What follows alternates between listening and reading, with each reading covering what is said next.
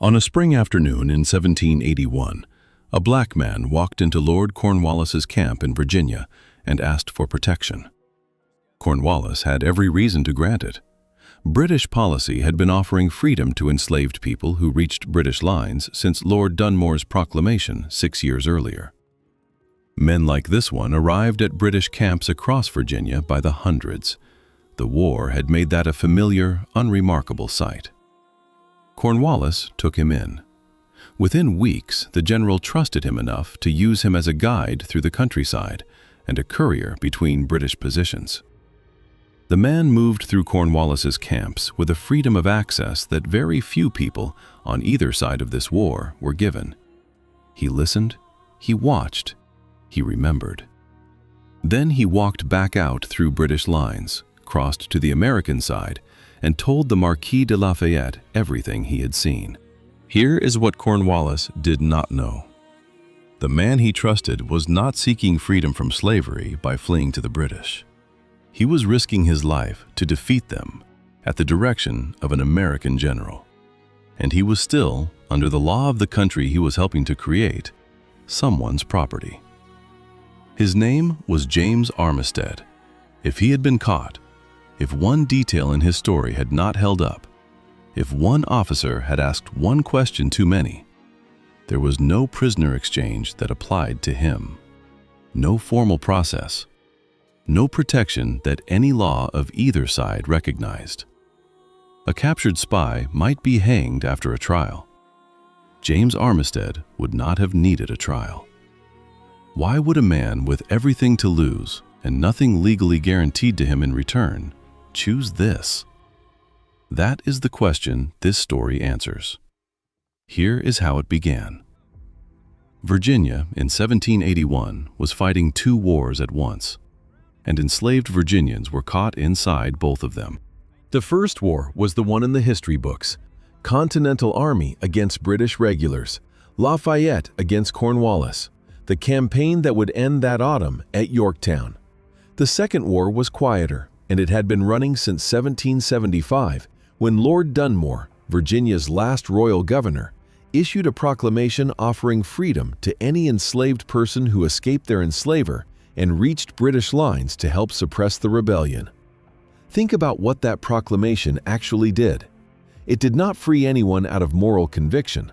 Dunmore needed soldiers and labor, and he needed to punish Virginia's planter class for rebelling against the crown.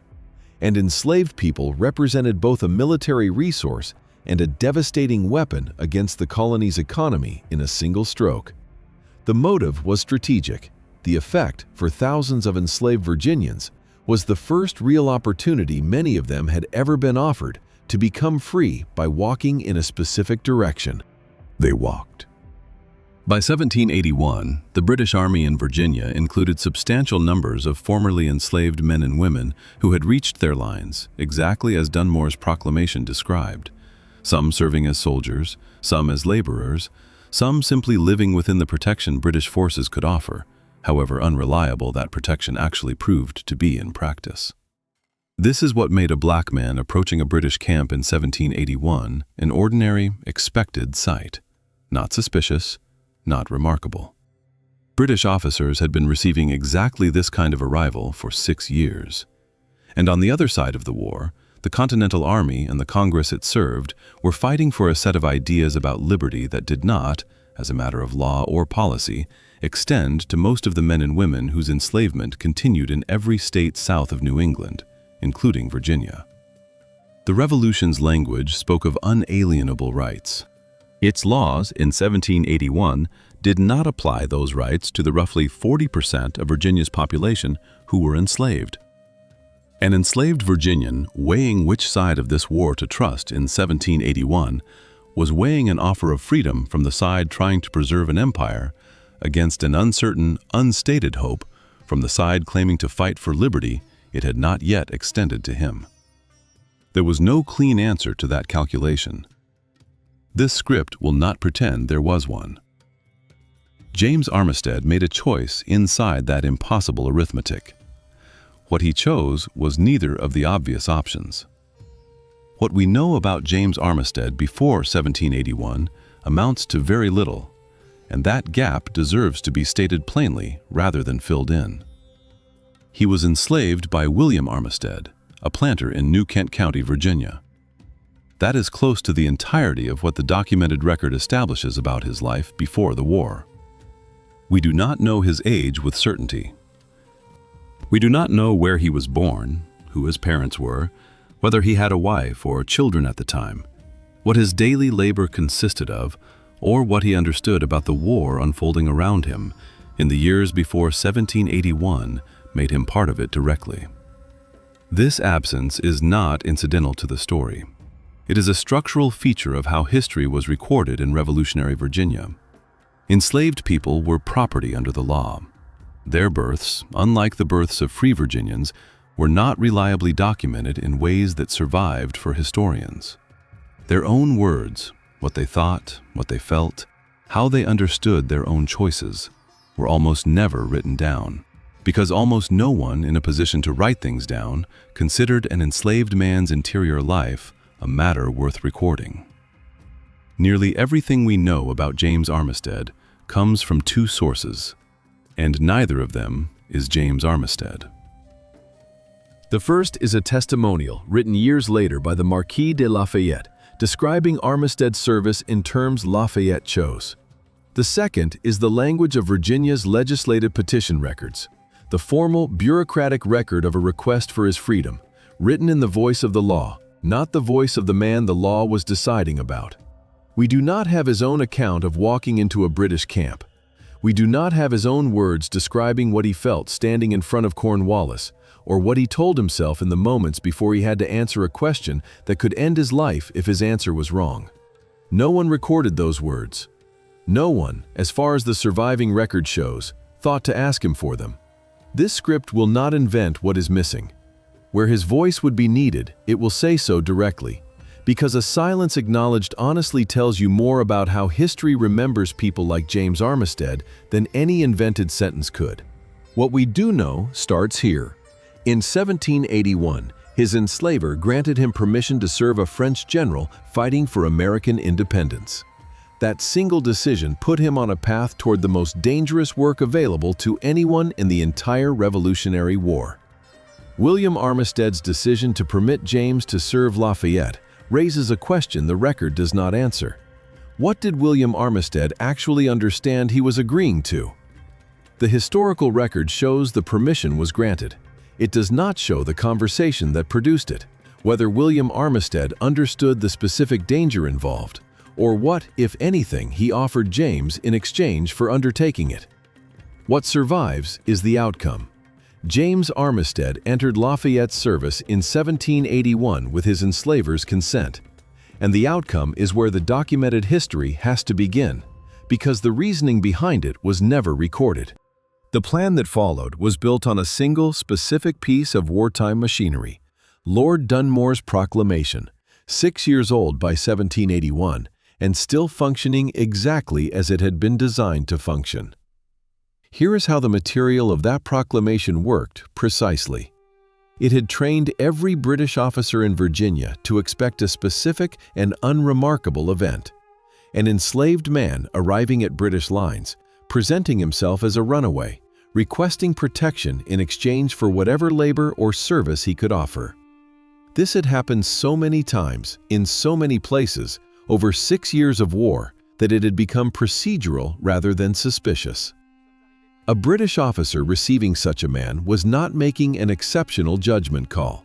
He was processing a routine wartime occurrence that his own government's policy had created and normalized.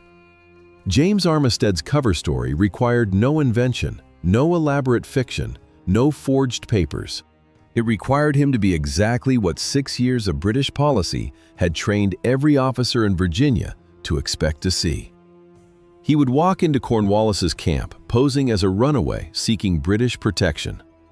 Nothing about that story would need to survive suspicious scrutiny, because the story matched thousands of others that British officers had already accepted without scrutiny.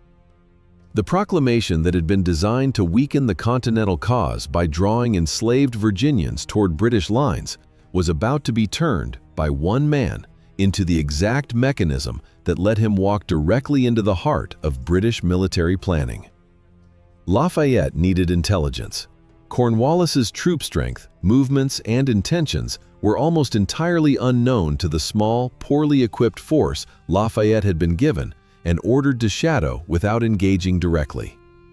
Espionage was not a supplement to Lafayette's strategy in the Virginia campaign of 1781. Given what he had to work with, it was close to the only tool available to him at all. James Armistead walked toward the British camp.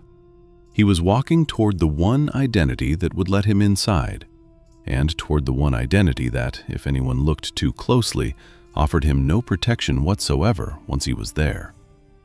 The first hours mattered most. A runaway arriving at a British camp in 1781 would be questioned. Not extensively. The sheer volume of enslaved people reaching British lines by that point in the war made exhaustive interrogation impractical for every arrival, but enough to establish basic plausibility. Where had he come from? Who had enslaved him? What could he offer in return for protection? One inconsistent detail. One answer that did not match another answer given an hour later to a different officer. One person who happened to recognize him from New Kent County and knew exactly whose plantation he had walked away from and under what circumstances. Any of these things on the first day could have ended everything before it began. He was accepted. What the specific interaction looked like, what he said, how he carried himself, what convinced the officers who questioned him, was never recorded. No one wrote it down. What the record shows is the outcome. James Armistead was taken in, and over the following weeks, something beyond simple acceptance occurred. He became useful. Cornwallis reportedly employed him personally as a guide and courier. This detail carries more weight than it might first appear to. A guide moves through terrain repeatedly in the company of officers who rely on his knowledge. A courier carries messages, which means access to written information and to the conversations that surround the sending and receiving of it. Neither role is granted casually to someone who has not over time earned a specific and practical form of trust. The trust that comes not from a single convincing story, but from weeks of reliable, useful behavior that gives an officer no reason to reconsider his first impression. Think about what that trust actually required. Every day inside that camp, James Armistead had to be, convincingly and consistently, a man with no loyalty to the army he had supposedly fled. He had to move among British officers, hear their conversations, observe their preparations, and give no indication, not a hesitation, not a misplaced glance, not a single moment of the wrong kind of attention, that any of it mattered to him beyond his own survival and comfort. He did this for weeks, possibly months. At some point in that period, he crossed back to Lafayette's side of the lines, carrying something British officers had said in front of a man they no longer thought to be careful around. Information about troop positions, about movements, about the shape of Cornwallis's intentions in Virginia that summer. Lafayette received it. Subscribe now, because what he does with that trust over the following months is the part of this story most people have never heard. And it is the reason Yorktown happened when it did. Every other spy in this series had something waiting for them if they were caught. Sit with that for a second, because the comparison is not rhetorical, it is structural, and it explains something about James Armistead's position that no other figure in this story shares. A captured soldier in the American Revolution, British or American, was, in principle, a prisoner of war. The 18th century laws and customs of war were imperfect and unevenly honored on both sides, and prisoner treatment during this war was often genuinely brutal. But the category existed. A captured soldier had a legal status that at least theoretically obligated his captors to specific standards, and an exchange system, however inconsistent in practice, existed to eventually trade him back.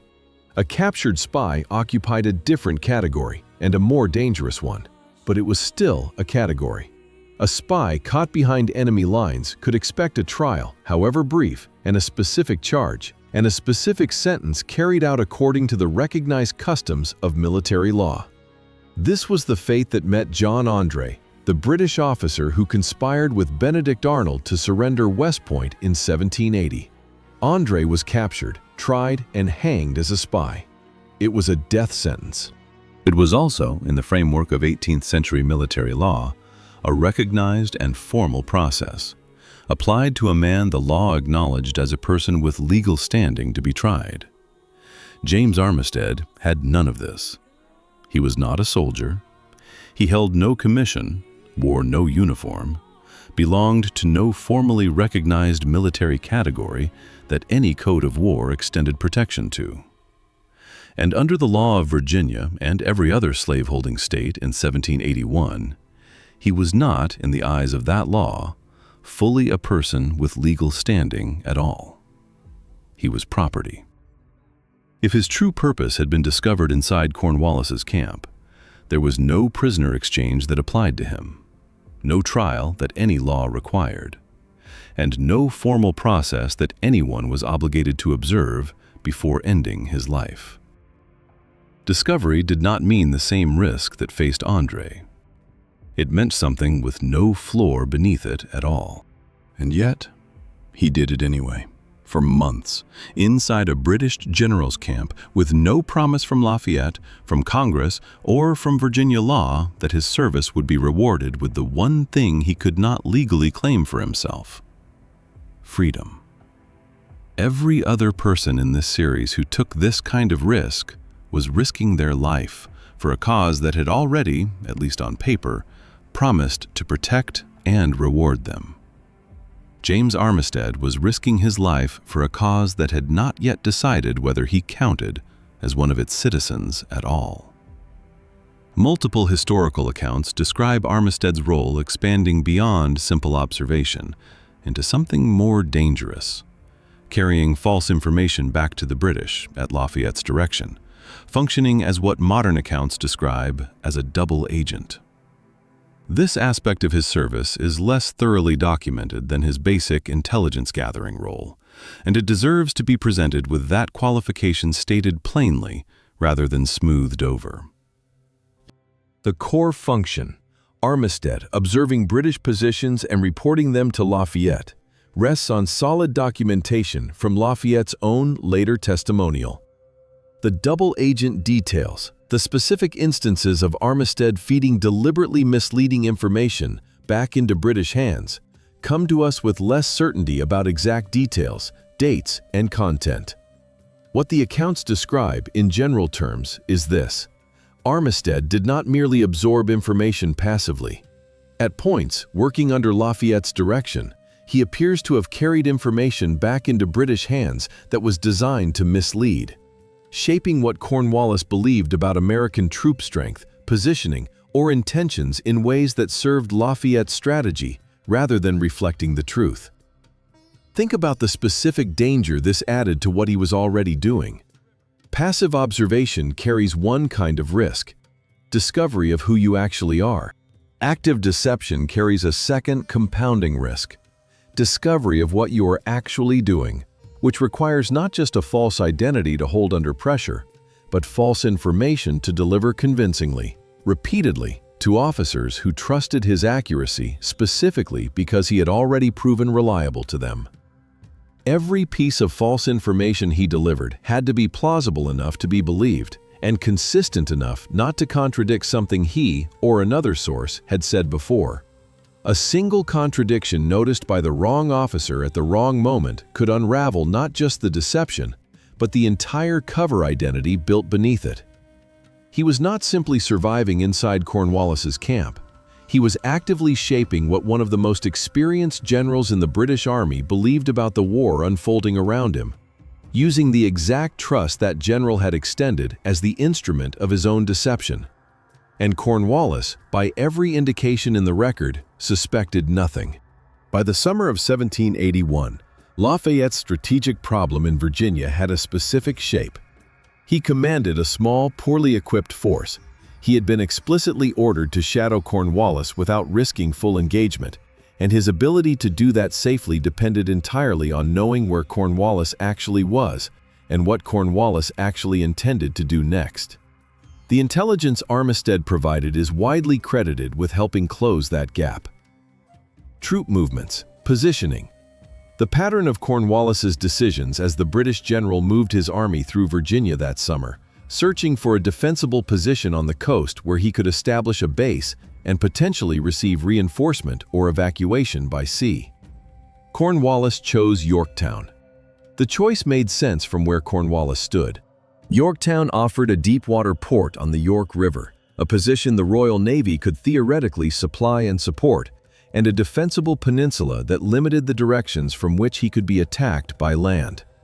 What Cornwallis could not have known with certainty, but what Lafayette, working with the intelligence flowing through Armistead and other sources, was beginning to understand, was how completely that same peninsula could become a trap if the one variable Cornwallis was counting on, naval control of the Chesapeake, failed to materialize. Lafayette shadowed Cornwallis's army into position at Yorktown through the late summer, maintaining exactly the careful distance his orders required, while intelligence continued moving between the camps. Washington, informed of Cornwallis's position and persuaded that a combined American and French operation could trap him there, made the decision that would end the war. He turned his own army south from New York, marching toward Virginia, in coordination with the French army under Rochambeau, while the French fleet under Admiral de Grasse sailed north from the Caribbean to close the mouth of the Chesapeake Bay. On September 5, 1781, de Grasse's fleet defeated the British Navy sent to relieve Cornwallis in the Battle of the Chesapeake. The sea route out of Yorktown closed. Cornwallis was now surrounded by Washington and Rochambeau's combined force on land, by de Grasse's fleet on the water, and by a strategic situation that the intelligence flowing out of his own camp, through a man he trusted completely, had helped make possible. The siege of Yorktown began in earnest in late September.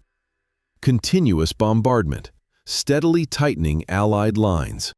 Cornwallis's position, chosen for its defensibility, revealed itself as exactly the trap the accumulated intelligence had helped Lafayette and Washington understand it could become. On October 19, 1781, Cornwallis surrendered. James Armistead had spent months inside the general's own camp, carrying what he learned to the men who closed that trap around him. After the surrender, Cornwallis reportedly encountered James Armistead again, this time on the American side of the lines. The specific details of this moment, where exactly it occurred, what was said, whether words passed between them at all, are not documented with certainty, and this script will not claim more precision than the record supports. What multiple accounts describe, in general terms, is a moment of recognition. Cornwallis seeing the man he had trusted as a guide and courier for months, understanding in that moment that the same man had been carrying British movements and intentions directly to Lafayette the entire time. Consider what that recognition actually required Cornwallis to reconstruct, in the span of a single moment. Every conversation he had allowed to happen in front of this man, every route Armistead had guided British officers along, and what those officers might have said while traveling it. Every piece of correspondence Armistead had carried as a courier, and what a careful reader could have learned simply by handling it. The entire logic of Dunmore's proclamation, the assumption baked into 6 years of British policy that enslaved Virginians moved toward British lines, not away from them, on behalf of the army trying to defeat the people who enslaved them, had been turned back on the general who most needed that assumption to hold. Cornwallis had extended trust based on a policy his own side had authored. That policy had just cost him one of the most consequential intelligence failures of his career. What Cornwallis said, if he said anything at all, was never recorded. What the record does show is the outcome of the war those months of intelligence had helped bring to its conclusion, and the fact that the man responsible for a significant piece of that outcome walked away from Yorktown in October of 1781, exactly as unfree as he had been the day he walked into Cornwallis's camp. In 1783, the Virginia legislature passed a Manumission Act, freeing enslaved men who had served the revolutionary cause as soldiers. James Armistead did not qualify. Here is the specific mechanism of that exclusion, stated as precisely as the historical record allows. The 1783 Act was written for soldiers, men who had carried arms, served in recognized military units, fought under a commission or an enlistment that the law could point to and verify. James Armistead had done none of that. He had never held a rifle in continental service. He had never been enlisted, mustered, or commissioned. He had walked into an enemy camp unarmed and stayed there for months as a fiction, carrying information rather than a weapon. The law had a category for soldiers. It had no category for spies. And because it had no category for what James Armistead had actually done, the law that was designed in part to recognize exactly the kind of sacrifice he had made did not recognize him at all. He returned to slavery. Think about what that sentence actually contains. A man who had spent months inside the camp of one of the most dangerous generals in the British Army, who had lived every day of that service with no legal protection if discovered, whose intelligence is widely credited with helping bring about the siege that ended the war. That man went back to being, under Virginia law, someone's property. The war he had helped win had not, in the most direct and literal sense available to him, freed him from anything. In 1784, the Marquis de Lafayette returned to Virginia. He had not forgotten James Armistead. Lafayette personally wrote a testimonial, a formal written statement praising Armistead's service in specific terms and directly requesting that Virginia grant him his freedom. This was not a casual gesture. Lafayette was, by 1784, one of the most celebrated figures in America, a man whose word carried genuine political weight in exactly the kind of legislative chamber that would need to act. It took roughly 3 more years for Virginia's legislature to do so. 3 years after the war had ended, after the testimonial of one of the most famous men in the country had been formally submitted on his behalf, before the law caught up to what James Armistead had already done for it. When he was finally emancipated, he chose a new surname. He became James Armistead Lafayette, carrying for the rest of his life the name of the one man whose word had finally been enough to make the law see him. In 1790, James Armistead Lafayette purchased land in New Kent County, the same county where he had once been enslaved. He became a farmer, he married, he raised a family on ground he now legally owned, in a life the war he had helped win had made possible. Only after years of delay that the law never fully accounted for. In 1824, the Marquis de Lafayette returned to the United States on his farewell tour of America. An old man by then, celebrated across the country he had helped win independence for, greeted in every city by crowds who had grown up hearing his name attached to Yorktown, to Washington, to the alliance with France that had ended the war. Lafayette reportedly encountered James Armistead Lafayette again during that tour. The specific details of the meeting are not documented with the certainty this script has tried to maintain throughout. Where exactly it occurred, what precisely was said between 2 men who had not seen each other in roughly 4 decades. What multiple accounts describe, consistently enough to be worth repeating with appropriate care, is that Lafayette recognized him and embraced him publicly. 2 old men. One had spent his farewell tour receiving the gratitude of a nation. The other had spent the intervening decades farming land in the same county where he had once been property, largely unknown outside it, his name absent from the history most Americans were taught about the war he had helped win. James Armistead Lafayette died in the early 1830s. Today, a historical marker stands in New Kent County acknowledging his service. Most people who have heard the name Lafayette in connection with the American Revolution have heard it attached to the Marquis, the French nobleman, the general, the friend of Washington.